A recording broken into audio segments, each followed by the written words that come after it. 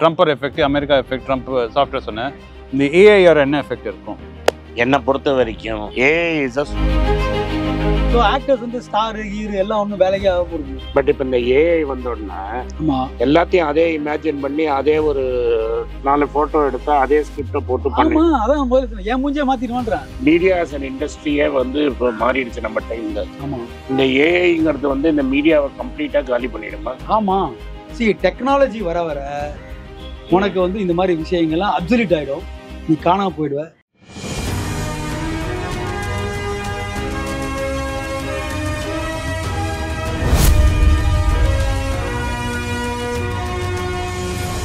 எனக்கு என்ன டவுட்னா, சரி நீங்கள் இந்த சாஃப்ட்வேர் பற்றி ட்ரம்பர் effect, America effect, Trump software சொன்னேன். இந்த ஏஐஆர் என்ன எஃபெக்ட் இருக்கும்? என்னை பொறுத்த வரைக்கும் நீ எனக்கு சொன்ன மாதிரி தான் உன்கிட்ட கேட்டேன், என்னடா ஏஐன்னு. AI is a super calculator. நீ உலகத்தை எதை பற்றி கேட்டாலும் அது ஒரு ஒப்பீனியன் சொல்லும். இப்போ நான் பஜாஜ் ஆட்டோ வாங்கலாமான்னா வாங்கு அப்படின்னு ஒரு அப்பாயின்மெண்ட் கொடுக்கும், விற்கலாமான்னா வித்துருன்னு ஒன்று கொடுக்கும். So what it does is Grand ஒர்க்கை ரெடியூஸ் பண்ணுது. That is all the work it does together. Home ஒர்க்கை ரெடியூஸ் பண்ணி உனக்காக அந்த புஸ்தகம்லாம் படித்து இந்த புஸ்தகத்தில் இது இருக்குது, இந்த புஸ்தகத்தில் அது இருக்குதுன்னு அது எது இம்பார்ட்டன்ட் அது டிசைட் பண்ணும். அந்த புக்கில் எது இம்பார்ட்டன்ட் நீ தான் டிசைட் பண்ணணும். பட் அது பண்ணி உனக்கு ஒரு ஒப்பீனியன் கொடுக்கும். பட்டன் நீ தான் அழுத்தியானும். ஆமாம், ஆனால் பட் கிரண்ட் ஒர்க் வந்து இதுமாரி, ஆனால் நான் கிரண்ட் ஒர்க் வேலையும் போயிடுமே. இப்போ டப்பிங் ஆர்டிஸ்ட்லாம் அவங்க வேலையும் போயிடுமே. ஆமாம், இப்போ நம்ம வந்து ஒரு 3 சேனல் வச்சுருக்கோம். ஆமாம், ஏஐ வச்சு இப்போதைக்கு என்ன பண்ணிட்டு இருக்கோம், அட்லீஸ்ட் நம்ம ஆஃபீஸ் வாய்ஸ் ட்ரெயின் பண்ணிட்டோம். என் வாய்ஸ் ட்ரெயின் பண்ணதோட ஆஃபீஸில் ஒருத்தன் தெலுங்கில் பேசுகிறான், அதை என் வாய்ஸுக்கு மாற்றுறீங்க. கூடிய சீக்கிரம் என்ன ஆகும்னா என் வாய்ஸை எடுத்து அதே தெலுங்குல போட்டு அதே பேசிடும். இல்லை, இது வந்து எல்லாருக்குமே ஆக்டர்ஸ் கூட அந்த ப்ராப்ளம் வரும். ஏன்னா ஆக்டரோட இமேஜ் வந்து அவங்க ஏஐல போட்டு என்ன பண்ணுமோ பண்ணி போயிட்டே இருப்பான். எனக்கு வந்து சம்பளம் கொடுக்கறது கம்மியாயிடும். கரெக்ட். இல்லை எல்லாமே இதாகிடும். ஸோ ஆக்டர்ஸ் வந்து ஸ்டார் ஹீரோ எல்லாம் ஒன்றும் வேலைக்கே ஆக போகிறது. இதான் எஸ்பெஷலி நான் டவுன் சவுத்தில் மோஸ்ட் ஆஃப் இந்த ஆக்ட்ரஸஸ்லாம் அவங்களாம் தமிழே தெரியாது. ஸோ அந்த செக்மெண்ட்டே இப்போ வந்து மாறிட போகிறது. ஏன்னா அவங்க வாய்ஸ் ட்ரெயின் பண்ணிட்டு அவங்க தமிழை பேச வச்சுருவாங்க. இப்போ இந்த ஐஸ்வர்யா ராஜேஷ்னு ஒரு லேடி இருக்காங்க, அவங்க தான் கடைசி தமிழ் ஆக்ட்ரஸ் நினைக்கிறேன்.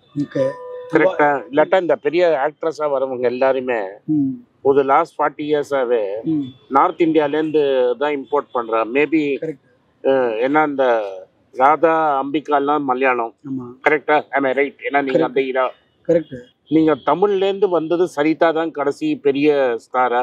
சரி, ஜென்ரலா என்னன்னா இன்னைக்கு கான்டெம்பரரியா வந்து இந்த பிளாக் ஸ்கின் இருக்குல்ல, black skin or brown skin, அதை வந்து இப்போ வர யங்ஸ்டர்ஸ் வந்து அதுக்கு மோர் ஒரு இம்பார்ட்டன்ஸ் கொடுத்து அந்த மாதிரி ஒரு கண்டென்ட் செலக்ட் பண்ணும்போது அந்த மாதிரி ஒரு ஹீரோயின் தேவைப்படுது. ப்ரௌன் ஸ்கின்னோ ஒரு பிளாக் ஸ்கின்னோ. அப்படி வரும்போது ஐஸ்வர்யா ராஜேஷ்லாம் வந்து பிக்கப் ஆகி இன்னைக்கு ஒரு நல்ல பொசிஷன்ல இருக்காங்க. As an actress, is a good actress also. ஆனால் அந்த ஸ்கில் வேற அவங்க டெவலப் பண்ணி வச்சிருக்காங்க. பட் இப்போ இந்த ஏஐ வந்தோடனே எல்லாத்தையும் அதே இமேஜின் பண்ணி அதே ஒரு 4 போட்டோ எடுத்தா அதே ஸ்கிரிப்டை போட்டு பண்ணி அதான் முதல்ல என் மூஞ்சே மாத்திடுவான்றேன். நான் ஒரு கேரக்டர் ஆர்டிஸ்ட், எனக்கு வந்து சுந்தர் நல்லா ஆக்ட் பண்ணுவாரு அப்படின்னு தெரிஞ்சு என்னை வந்து புக் பண்றான், எனக்கு ஒரு சம்பளம் கொடுக்குறான். ஆனா ஏஐ வந்ததுக்கு அப்புறம் என்ன, அவர் வேணாம்பா, அவர் மூஞ்ச போடு நீ பண்ணிக்கலாம், அதுக்கு வேணா நான் ராயல்ட்டி கேட்கலாம், ஏதாவது கொடுப்பா அப்படின்னு கேட்டு நான் வீட்டில் உட்காந்து எனக்கு ராயல்ட்டி கேட்க முடியும், அவ்வளோதான் பண்ண முடியும் என்னால. அது கூட டவுட். இந்த டாய் ஸ்டோரி தான் இதோட ஃபர்ஸ்ட் பிகினிங். ஆமா, டாய் ஸ்டோரி, பிக்சார் தான் ஆரம்பிச்சது. எல்லாம் நம்ம ஸ்டீவ் ஜாப்ஸ் தான் பண்ணி விட்டது. ஸ்டீவ் ஜாப்ஸ் தான். ஸ்டீவ் ஜாப்ஸோட வேலை இதெல்லாம். ஸோ நான் என்ன நினைக்கிறேன்னா, மீடியா அஸ் அன் இண்டஸ்ட்ரியே வந்து இப்போ மாறிடுச்சு நம்ம டைம்ல. ஆமா, இந்த ஏஐங்கிறது வந்து இந்த மீடியாவை கம்ப்ளீட்டா காலி பண்ணிடுமா? ஆமா, கம்ப்ளீட்டா காலி பண்ண முடியாது. ஏன்னா ஹியூமன் பீயிங்க்கு உள்ள ஒரு கிரியேட்டிவிட்டி என்னைக்குமே உண்டு. ஆஸ் யூ ரைட்லி செட், எல்லா டேட்டாவும் கொடுக்கும். Who is to pull the trigger? Human being தான். That is you or me. Correct? So I am going to pull the trigger, or Anand will pull the trigger, or Vinod will pull the trigger. But data analyze பண்றது அந்த வர்க்லாம் எனக்கு easy ஆயிடுச்சு. Research பண்ற material எனக்கு easy. Cinema இண்டஸ்ட்ரியில அதே மாதிரி சினிமால அந்த வேலையெல்லாம் அது பாத்துறோம். கரெக்ட்டா? எல்லாம் பாத்துறோம். ஆமா, சில ஃபேக்கல்ட்டிலாம் காணாம போயிடும். எடிட்டிங் போயிடும். அப்புறம் செட் இருக்குல்ல, வெஸ் ஆண்டர்ஸ்னு ஒரு டைரக்டர் இருக்கான், அவன் வந்து எல்லாமே பேக் டிராப் எல்லாம் அப்படிதான் பண்றான். பேக் டிராப்லாம் அப்ப பேக் டிராப்புக்கு வந்து இந்த பீச் வேணும்னா அவன் டக்குன்னு மாத்திடுவான். இல்ல, அப்ப நான் வந்து இங்க உட்காந்துட்டு பீச்ல பேசிட்டு போறேன். இப்ப சுந்தர் வேணா சுந்தர் இமேஜ் வேற எங்கேயே கிரியேட் பண்ணி அந்த இது போயிடும், ஆர்ட் டைரக்டர்ங்கிற வேலை போயிடும், எல்லாம் போயிடும். மோஸ்ட்லி 24 ஃபேக்கல்ட்டி இருக்குன்றான் இங்க இந்தியால. அதுல வந்து ஈஸியா ஒரு 15-18 ஃபேக்கல்ட்டி போயிடும். ஸோ இந்த ஆக்டரே வேணாங்கிற நீ ஆக்டர் வாங்கணும் இல்லவா இருக்க முடியாது. டெக்னாலஜி வர வர டெக்னாலஜி இம்பை பண்ற வர வர உனக்கு வந்து இந்த மாதிரி விஷயங்கள்லாம் அப்சல்யூட் ஆயிடும், நீ காணாம போயிடுவ. That means paradigm shift understand பண்ணலன்னா எனி ப்ரொஃபஷன்ல நீ வந்து பெருசா வர முடியாது. ஆமா பேரடைம் ஷிஃப்ட் பார்த்துட்டே. எஸ் எஸ் டெக்னாலஜி தான் அது, அது டெக்னாலஜி தான். இப்போ நீ போய் நான் கம்ப்யூட்டர்ல போய் கோடிங் கத்துக்கிறேன், நீ போனா நீ வேஸ்ட்னு அர்த்தம். ஆமா உங்களுக்கு நீங்க டென்ட் கொட்டாயில படம் பார்த்துருப்பீங்க. ஆமா நீங்க ஃபர்ஸ்ட் டென்ட் கொட்டாய் படம் பார்க்கும்போது தியேட்டரே இல்லாத உலகம் ஒன்றும் நீங்க நினைச்சீங்களா? நீங்க வந்துருச்சு இல்ல சினிமா தியேட்டர் சொல்றேன். இல்ல அப்ப என்ன ஒரு பயஸ் இருந்ததுன்னா எல்லாம் தியேட்டர்ல இருந்து தான் நடிக்க வந்தவன் தான் சினிமாவில் நடிச்சிட்டு இருந்தான் அந்த பாயிண்ட் ஆஃப் டைம்ல. ஸோ அப்ப என்ன ஆயிடுது அப்படின்னா தியேட்டர்ல நடிச்சுட்டு அதுக்கப்புறம் வந்து ஒரு ஃபிலிம் இன்ஸ்டியூட்னு ஒன்று வந்தது. ஃபிலிம் இன்ஸ்டியூட்ல நடிச்சுட்டு அதுக்கப்புறம் வந்துச்சு. நான் ஃபிலிம் இன்ஸ்டியூட்ல படிச்சவன், அதுக்கு முன்னாடி ரஜினி பண்ணியிருக்காரு. ஸோ இப்படி வரும்போது அந்த மாதிரி ஒரு ஆக்டர்ஸ்லாம் உள்ள வந்தாங்க, எல்லாம் பண்ணாங்க.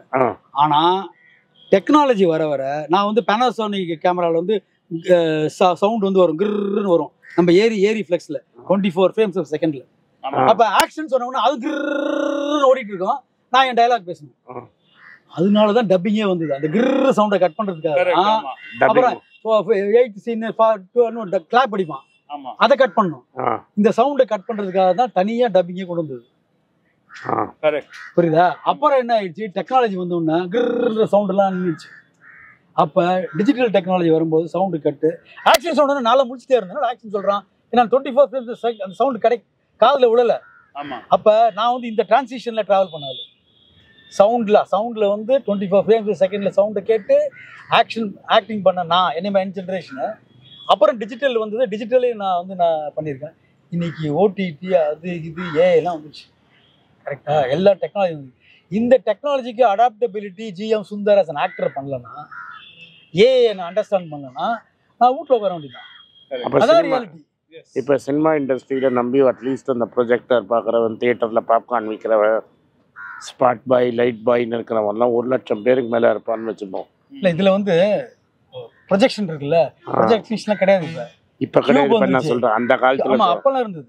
ஒரு ப்ரொஜெக்டர் பக்கத்துலேயே உட்காந்து பார்ப்பாங்கல்ல, அதெல்லாம் பார்த்துட்டு இருந்தவங்க இன்னைக்கு போய் கியூப் சிஸ்டம் வந்துருச்சு, கியூப் போய் ஓடிடி வந்துருச்சு. கரெக்ட். உன் சாய்ஸ்ல எவ்வளோ பார்க்குறியோ அவ்வளோ தூரம் நான் பார்க்குறேன். நான் என்ன படத்தை பார்க்கணும்னு டிசைட் பண்ணுவேன்.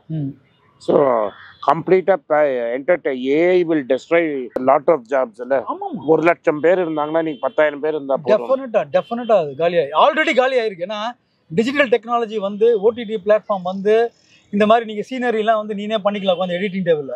அப்படின்னு வரும்போது நான் வந்து சிங்கப்பூர் போய் ஷூட் பண்ணணும்னு அவசியம் இல்லை, கொடைக்கானல் போய் ஷூட் பண்ணணும்னு அவசியம் இல்லை. கொடைக்கானல் சீக்வன்ஸ் நான் எடுத்து பின்னாடி போட்டா போதும். பேக் டிராப்ல காதலி பேசுற மாதிரி இருந்தா பேசிட்டு போறாங்க, ஒரு டான்ஸ் சீக்வன்ஸ் இருந்தா பண்ணிட்டு போறாங்க. அப்படி ஆயிடுச்சு சிச்சுவேஷன். இப்பவே ஏஐ வந்தா இன்னும் மோசமாயிடும். இந்த மாதிரி ஒரு எல்லா ப்ரொஃபஷனுமே, நான் ஆக்டிங் ப்ரொஃபஷன் சொல்ல, சினிமா ப்ரொஃபஷன், எல்லா ப்ரொஃபஷனுமே நிறைய விஷயங்கள் காலியாயிடும். அதனால டெக்னாலஜிக்கல் அடாப்டேஷன் இல்லாத, ப்ரொஃபஷனலி இல்லாத ஆளுங்க, இந்த பேரடைம் ஷிஃப்ட் அண்டர்ஸ்டாண்ட் பண்ணாத ஆளுங்க, then you will be left out in the race. இப்போ சிம்பிளா உங்களை என்ன கேட்குறேன்னா, உங்க இண்டஸ்ட்ரியில அட்லீஸ்ட் 1 லட்சம் பேர் இருப்பான் இன்னைக்கு. சரி இருப்பான்ல, ஆர்டிஸ்ட், ஸ்டூடியோ, லைட் பாய், யூனியன்லாம், சீனியர் யூனியன்லாம் ஃபார்ம் பண்ணி இருக்கிறாங்க. ஆமா, அவங்க அதெல்லாம் என்ன ஆகும்? Is your industry ready for this? எப்படி நம்ம வந்து எக்கனாமிக்ஸ்ல வந்து ரெசெஷன் வந்து பபுள் கிரியேட் ஆச்சுன்னா எப்படி வந்து காசெல்லாம் போகும், பேங்க் எல்லாம் மூடுவான்ற மாதிரி இதையும் மூடிடுவாங்க. கரெக்ட். அப்ப இந்த பீப்புள்லாம் they will not be able to reorienting பண்ண முடியும். எப்படி திடீர்னு எப்படி பண்ணுவேன்? நான் அப்பளம் வித்துட்டு இருந்தேன் இந்த பீச்ல ஏத்த மாதிரி அப்பளம் வித்துட்டு இருந்தான். திடீர்னு அப்பளத்தை விற்க கூடாது அப்படின்னு சொன்னா நான் வடையா போட முடியும்? அந்த காம்பினேஷன் எனக்கு எப்படி தெரியும்? இப்போ ஒரு லார்ஜ் ஸ்கேல் அன்எம்ப்ளாய்மெண்ட் வரும்னு நினைக்கிறீங்களா? கண்டிப்பா வரும்.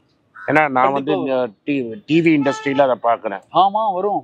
ஒரு இந்த ஜியோ ஹாட்ஸ்டார் மர்ஜ் ஆன அப்புறமே பல சேனல் பல இடத்துல ஒரு தமிழ்லயே வந்து ஒரு 4-6 மாசத்துல ஒரு 500 பேருக்கு மேல வேலையை ஒதுக்கிட்டாங்க எல்லா சேனல்லையும். ஆமா. அப்ப சினிமா இண்டஸ்ட்ரியில ஒரு பெரிய ப்ராப்ளம் வருதுன்னு எதிர்பார்க்குறீங்க? கண்டிப்பா வரும், வரப்போகுது, வந்துடும். ஏன்னா எக்கனாமிக்காவும் பேடா இருக்கு, ஏஐயும் உள்ள வந்துருது. அப்படின்னா அதோட ஃபால் நான் என்ன ஃபீல் பண்ணேன்னா டபுள் ஃபாலா இருக்குன்னு. ஏன்னா நான் ஒரு ட்ரெண்டு ஒருத்தர் என்ன பார்த்து சொன்னாரு, நம்ம உட்லண்ட்ஸ்னு இதுல ஒரு தியேட்டர் இருக்குல்ல, ராயப்பேட்டை ஹாஸ்பிட்டல் பக்கத்துலயே ஒண்ணு இருக்கு, அதுல பார்த்தா சடனா பாஸ் இந்த ஒரு வீக் பார்த்தேன், என்கிட்ட காமிச்சார் அவரு. நான் கட்சி ஆஃபீஸ் போயிட்டு வரச்சேன். பாஸ் இந்த பாஸ்கரன்கிற படத்தை போட்டுருந்தோம் ஃபுல் ஷோஸ். ஒரு வாரம் அது ஓடிட்டு இருந்தது. அது மாதிரி எங்கேயோ இன்னொரு இடத்துல பத்ரின்னு ஒரு பழைய படத்தை போட்டுருந்தாங்க. ஸோ நான் கேட்டேன் என்னன்னா புது படம் வரதே நின்று போயிடுச்சுங்கிறாங்க. அது உண்மையா? இல்ல, புது படம் வரது நின்று போல, படம்லாம் எடுக்கிறாங்க. நிறைய படங்கள் தான் வந்து பண்ணிட்டு இருக்காங்க. என்ன ப்ராப்ளம் அப்படின்னா, இங்க உள்ள இப்ப எப்படி அதை மார்க்கெட் பண்ணுவ அப்படின்ற ஒரு விஷயம் இருக்குல்ல. நான் வந்து ஹீரோ இருந்தால் தான் மார்க்கெட்டபுளா இருக்கும்னு சுச்சுவேஷன் மாறுது. ஹீரோவை போட்டும் படங்கள் வந்து ஃபெயிலியர் ஆகுதுன்ற சுச்சுவேஷனும் மாறுது. அப்ப எல்லாமே கன்ஃபியூஸ்ல இருக்கான். நான் வந்து ஒரு 1 இயர்க்கு முன்னாடி எடுத்த ப்ராஜெக்ட், சரி ஹீரோவை போட்டு எடுத்தா பெட்டர், இல்ல ஒரு சின்ன படங்கள் எடுத்தா பெட்டர் அப்படின்னா, சின்ன படங்கள் எல்லாம் ஓடிட்டு இருக்கு. இப்ப வந்து சின்ன சின்ன படங்கள்லாம் ஓடுது. ஆனா சின்ன படங்களோட விற்காம இருக்கு. அதனால எப்படி கன்ஃபியூஷன் ஸ்டேட்ல இருக்கல்லன்ற ஒரு கிரியேட்டரே கன்ஃபியூஷன்ல இருக்கான், வர மாட்டேங்குது. ப்ரொடியூசரும் கன்ஃபியூஷன் ஸ்டேட்ல இருக்கான், எல்லாமே கன்ஃபியூஷன் ஸ்டேட்ல இருக்கு. இந்த டைம்ல வந்து நீ வந்து ரெசெஷன் வரப்போகுதுன்ற, இந்த டைம்ல வந்து உங்க எல்லாமே வரப்போகுதுன்ற போது எப்படி எல்லா ப்ரொஃபஷனும் ஒரு ஏஐ வரப்போகுதுன்ற எனக்கு பயமா இருக்கு. ரியல் என்னன்னா, எப்படி கரன்சி டபுள் ஃபால் ஆகுமா ட்வின் டெபிசிட்ல, whatever it is unemployed. Great டிப்ரெஷன்ல ஸ்டாக் மார்க்கெட் கிராஷ் போது நிறைய படத்துல காமிப்பால கரெக்ட் டிக்கெட் போடின்னு இருக்கும், பேங்கர் போய் நிப்பான் பால்கனில. அப்ப இங்க வந்து ஒரு 10,000 பண்ணி வேணா கொடுக்குறானா டெஃபினட்டா சொல்லலாம் 2 பேர் செத்துருவான் அடிச்சு பிடிச்சி பண்ணு வாங்குறது. ஏன்னா அந்த ஸ்டேஜ்லாம் வரும். As you rightly said, depression டைம்ல நடந்த மாதிரி கிரியேட் ஆகிறதுக்கு இந்த America is pushing that towards. Yes டெஃபினட்டா இந்த ஃபாலே வந்து இந்த ஃபால் தான். சரி, இந்த வாரம் கொஞ்சம் நெகட்டிவா கன்க்ளூட் ஆயிருக்கும். அடுத்த வாரம் நம்ம பாசிட்டிவா இங்கே எப்படி வெளில வரலாம்னு பேசலாம். ஓகேப்பா, தேங்க்யூ. வணக்கம், இது ஆனந்த் ஸ்ரீனிவாசன். இது என்னோட பர்சனல் சேனல். மணி பேச்சுக்கு தனியாக ஒரு சேனல் இருக்குது, அது டெலிகிராஃப் சேனல். இது என்னோட பர்சனல் சேனல். நான் என்ன நினைக்கிறேன், நான் வந்து தத்துவ பேச்சை பற்றி என்ன பேசுகிறேன், நான் வந்து பொருளாதாரத்தை பற்றி என்ன நினைக்கிறேன், ஜென்ரல் பொருளாதாரத்தை பற்றி நினைக்கிறேன், என் ஐடியாலஜியை பற்றி நான் என்ன நினைக்கிறேன், என்னோடய ஃபிலாசபி, என்னோட நம்பிக்கை, ரமண மகரிஷி, சார்லி மங்கர் பற்றிலாம் என்ன நினைக்கிறேன்னு இதில் பேசுவேன். இதில் வீடியோ அப்டேட் அப்பப்போ வரும். நீங்கள் சப்ஸ்கிரைப் பண்ணிங்கன்னா என்ன நீங்கள் பர்சனலாக ஃபாலோ பண்ணுறீங்க. இது மணி பேச்சு இல்லை, இது இன்வெஸ்ட்மெண்ட் இல்லை.